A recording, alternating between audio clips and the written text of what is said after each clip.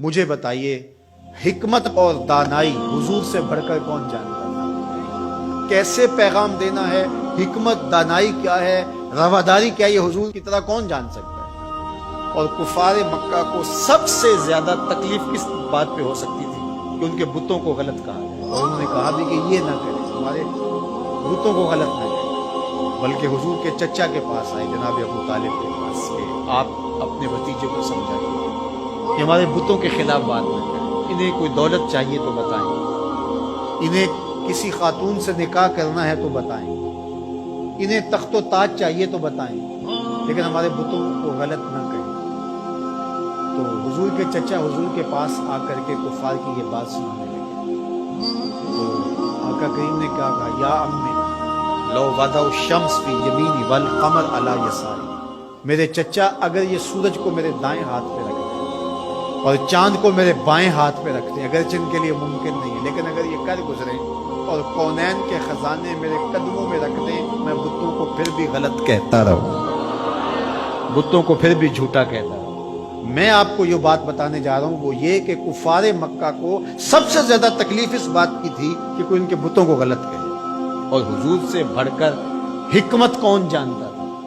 تو چلو اس بات کو آخر میں رکھ لیا جاتا، لیکن حضور جانتے تھے دین کی بنیاد یہی، کانٹے بچھتے ہیں، گڑے کھدتے ہیں، جو بھی ہوتا ہے ہوتا رہے، لیکن لا الہ ہمارے کلمے کا آغاز یہاں سے ہوگا،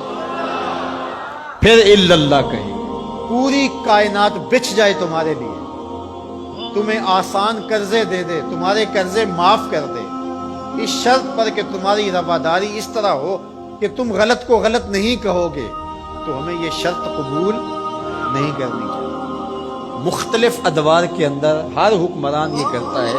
کہ وہ رواداری کے نام سے شریعت کی حدود سے تجاوز کرنا چاہتا ہے۔ شریعت کسی کے گھر کی لونڈی نہیں ہے، میرے محبوب کا لایا ہوا نظام، 25 دسمبر ہو یا کوئی اور دن، ہولی ہو یا دیوالی یا کوئی اور موقع ہو،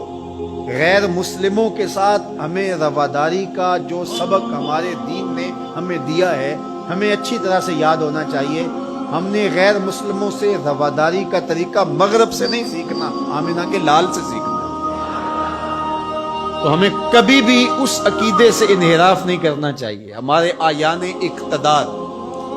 ہمارے کار پرداز ذمہ دار حکومتوں کے تخت و تاج کے مالک مختلف ادوار کے اندر ایسے فول کر جاتے ہیں کہ جو شریعت کی دھجیاں اڑانے والی بات ہوتی، اور وہ اس کو رواداری کے نام پہ کر رہے ہیں۔ ان کے ساتھ رواداری کا یہ مفہوم نہیں ہے کہ جا کے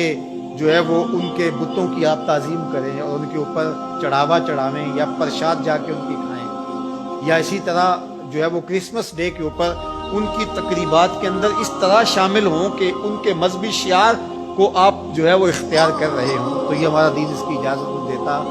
باقی وہ جو بات کہی گئی کہ تم ان کے جھوٹے خداؤں کو گالی نہ دو، وہ تمہارے سچے خداؤں کو گالی دیں گے، تو اس کا مفہوم یہ نہیں ہے کہ انہیں جھوٹا نہ کہو،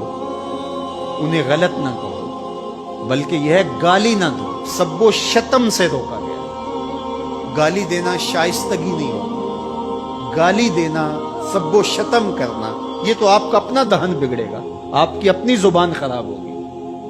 تو اس سے منع کر دیا گیا ہے گالی نہ دو، تو اس کا مفہوم یہ نکال لیا گیا کہ ان کے بتوں کا احترام کرو، یہ مفہوم نہیں۔ تو یہ نہیں ہو سکتا۔ رواداری اپنی جگہ پر، رعایا ہے اگر غیر مسلم اسلامی ملک کے اندر ان کے ساتھ اس نے سلوک اپنی جگہ پر، اور وہ ہمارے اسلام نے ہمیں واضح کر دیا، ان کے ایک ایک حق کو متعین کر دیا۔ فقہا نے اس پر بہت کھلے دل سے بحث کی ہے، کوئی امر مخفی نہیں رکھا گیا، معاہد کے ساتھ، مستامن کے ساتھ، ذمی کے ساتھ ساری چیزیں بیان کر دی، بلکہ جو معاہد کے ساتھ جو ہے وہ زیادتی کرتا ہے تو قیامت کے دن اس کا مقدمہ حضور لڑے گا۔ یہ ہمارے دین نے ہمیں بیان کیا، زیادتی نہیں ہے، لیکن اس کا یہ مطلب نہیں ہے کہ جو ہے وہ ان کے عقائد کو اختیار کر لیا جائے، یا ان کے بتوں کے اوپر جا کے چڑھاوے چڑھائے جائیں، ان کے منظروں کے اندر جا کر کے جو ہے وہ اس طرح کی بات کی جائے کہ جو ہمارے شریعت اور ہمارے دین کے تقاضوں کے خلاف ہے۔ تو ہمارے دین کا آغاز نفی سے ہوتا ہے، لا الہ، اس کے بعد ہے اللہ کے علاوہ کوئی معبود نہیں ہے، اللہ ہی معبود حقیقی،